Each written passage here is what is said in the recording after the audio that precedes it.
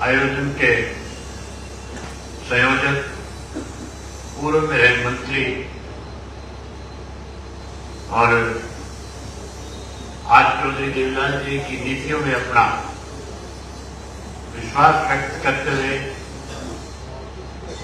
Indian national Lokdal party में नई ताकत का संचालन करने के लिए शामिल हुए डॉक्टर वासुदेव शर्मा जी, मंच पे मेरे साथ बैठे हुए पार्टी के राष्ट्रीय, प्रदेश और जिला हल्का स्तर के सभी नेतागण, आज के ज्वाइनिंग समारोह में आए हुए आदरणीय बुजुर्गों, नौजवान साथियों, माताओं, बहनों, पत्रकार सहायता दोस्तों, मैं सबसे पहले इंडियन नेशनल लोकदल पार्टी की तरफ से डॉक्टर वासुदेव शर्मा जी का हार्दिक स्वागत करता हूं, अभिनंदन करता हूं। जहां उन्होंने आज केवल पार्टी में शामिल होकर के पार्टी को नई ताकत नहीं देने का काम किया, बल्कि एक ब्राह्मण के रूप में पार्टी को आज आशीर्वाद देकर के पार्टी आगे बढ़े, इसके लिए अपना आशीर्वाद भी प्रदान किया। इसके लिए हम सब आपके बहुत बहुत आभारी हैं। मेरे से पहले इस बात की चर्चा चल रही थी कि सन 1987 के वक्त में चौधरी देवीलाल जी ने एक नया आंदोलन किया था। सन 1986 में राजीव लोंगोवाल एक समझौता हुआ था और उस समझौते में धारा 7 और 9 के तहत हरियाणा प्रदेश को कमजोर किया जा रहा था, चंडीगढ़ पंजाब को दिया जा रहा था, हमारे हिस्से का पानी कम किया जा रहा था। हमें जो 160 हिंदी भाषी 78 जो गांव जो है, जो शाह आयोग ने अपने फैसले में आपके हक में लिखा है, वो कहीं पंजाब को दिए जा रहे थे। केवल ये कहकर के हरियाणा को कमजोर किया जा रहा था कि हम पंजाब में शांति बहाल करना चाहते हैं। ठीक है सर। चौधरी देवीलाल जी ने उसका विरोध किया था। ठीक है सर, ठीक है। और विरोध करके हिसार से न्याय युद्ध की शुरुआत करी और उस न्याय युद्ध का मकसद था हरियाणा प्रदेश को बचाना। उस न्याय युद्ध के दौरान चौधरी देवीलाल हरियाणा प्रदेश के गांव गांव में गए, गांव गांव में जाकर के 36 जात के लोगों को अपने साथ जोड़ करके हरियाणा प्रदेश से कांग्रेस को मुक्त करने का काम किया था। उस वक्त चौधरी देवीलाल ने हर विशेष जाति वर्ग के लोगों को राजनीति में कैसे ताकतवर बनाया जाए, कैसे उनकी अपनी बड़ी पहचान बने, इसके लिए 36 जात के लोगों को पहले टिकट दिया, फिर एमएलए बनाया, फिर उसके बाद मंत्रिमंडल में शामिल करके उनकी एक बड़ी पहचान बनाने का काम किया। उस वक्त ने अभी बता रहे थे चौधरी संपत सिंह जी कि 6 से ज्यादा ब्राह्मण नेताओं को टिकट देकर के मंत्रिमंडल में भी शामिल करने का काम किया। उस वक्त डॉक्टर वासुदेव शर्मा जी को भी अपने साथ मंत्री के रूप में शामिल किया।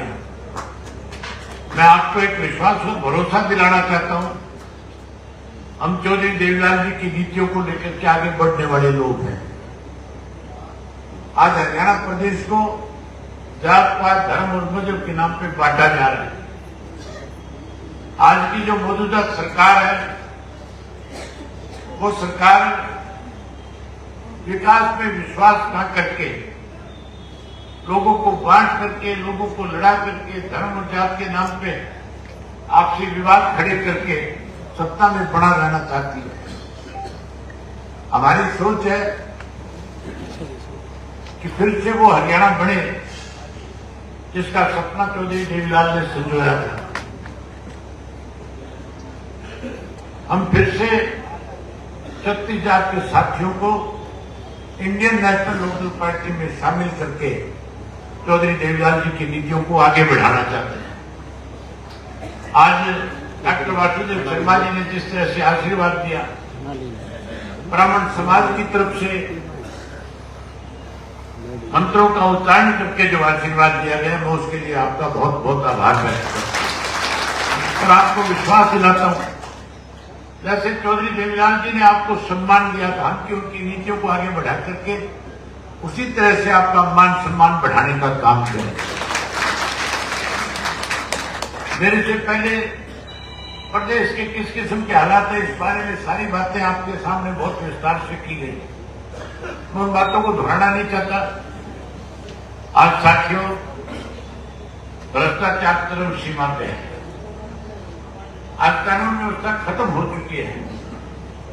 मैं डीजी का बयान पढ़ रहा था कल के अखबार में। हमारे प्रदेश का डीजीपी जो है, उसका बयान था, उसने कहा कि हमने 247 लोग अब तक गिरफ्तार किए हैं। बड़ी हैरानी की बात है, 11 वर्ष हो गए बीजेपी की सरकार को बने हुए। इस 11 वर्ष में लगातार इस सरकार में सत्ता में बैठे लोगों ने लुटेरे किस्म के लोगों को जो भ्रष्टाचार को बढ़ावा देते हैं, जो कहीं रोटियां मांगते हैं, जो कहीं गलत कामों को अंजाम दे करके अपने आप को कहीं बचा करके रखते हैं, ऐसे लोगों को जिनको संरक्षित दिया हुआ था, आज उस डीजीपी ने इस बात पे मोहर लगा दी कि आज से पहले, उनके बढ़ने से पहले ऐसे लोगों को सरकारी संरक्षण था, इसलिए ऐसे लोग गिरफ्तार नहीं हुए। आज जब ये गिरफ्तार हुए तो सरकार की पोल खुली कि किस तरह से लुटेरे किस्म के लोगों को पुनः इस प्रदेश में दी जाती रही है। मैंने साथियों विधानसभा में सबूत के साथ हरियाणा प्रदेश में नशे का जो प्रकोप बढ़ता जा रहा है, विधानसभा के अंदर सबूत के साथ मुख्यमंत्री के सामने बताया कि कैसे सत्ता में बैठे लोग जो आपकी पार्टी का संचालन करने वाले हैं, वो लोग ऐसे लोगों को अपना कहीं ना कहीं उनको बचाने के लिए उन्हें संरक्षण देने का काम करते हैं। मैंने नाम लिए और विधानसभा में बैठे हुए साथियों का जो बीजेपी के थे, उनके बारे में जब जिक्र किया तो उनकी हिम्मत नहीं हुई कि वो खड़े होकर के मेरी कई भी बात का विरोध कर सके, क्योंकि वो लोग इस किस्म के मामलों में शामिल हुआ करते थे। इसलिए आज इस प्रदेश को बचाने की जरूरत है। आज बेरोजगारी बढ़ी हुई है, आज नशा बढ़ा हुआ है। हमारी सोच है, अगर कल को आप इंडियन नेशनल लोकदल पार्टी को सत्ता में लेकर के आओगे तो हमारी 3 बड़ी प्राथमिकताएं रहेगी। सबसे पहली प्राथमिकता होगी बेरोजगारी को जड़ मूल से समाप्त करके हर घर में पढ़े लिखे बच्चे को रोजगार दिया जाए।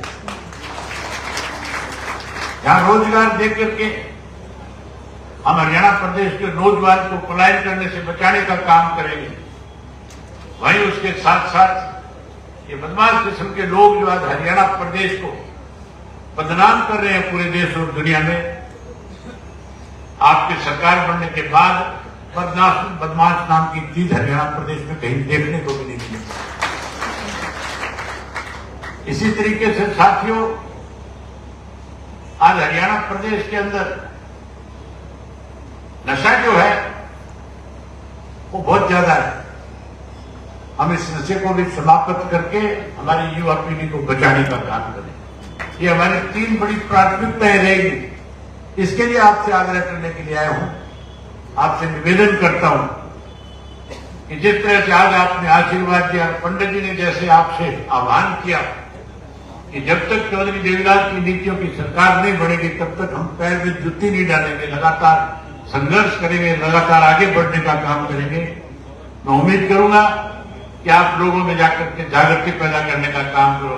मैं मेरी तरफ से किसी भी किस्म की कोई कोर कसर नहीं छोड़ूंगा, लगातार आपके लिए संघर्ष होगा जब तक आपकी पार्टी ऊंचाइयों तक से नहीं पहुंच जाएगी।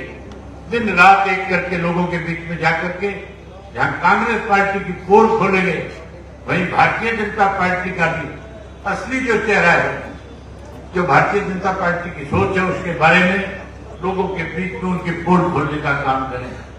मुझे उम्मीद और भरोसा है कि आप लोग लगातार इस काम को आगे बढ़ाने में पार्टी का साथ देने का काम करेंगे।